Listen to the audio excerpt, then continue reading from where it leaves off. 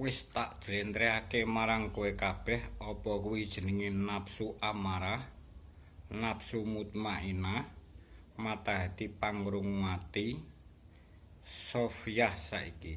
Apa to sing jenenge nafsu Sofiyah? Bakal tak jlentrehake kanthi gamblang. Nafsu Sofiyah kuwi karo Gusti Allah kuwi dicipta saka energi banyu. Energi banyu. Lah gunane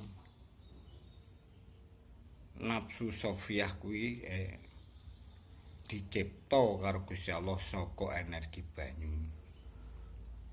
Kuwi dikurung karo Gusti Allah ana ing kemaluan.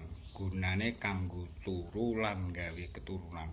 Mula nalika kowe kabeh salat sujud ning ngersaning Gusti Allah kuwi tumuju marang kemaluan.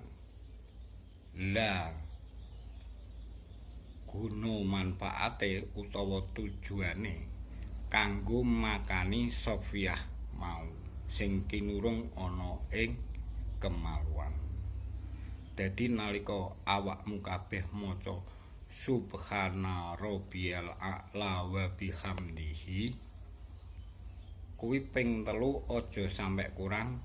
Kuwi arahe marang kemaluan, tujuane makani nafsu Sofiyah sing asale saka energi banyu mau sing dikurung ana ing kono mau.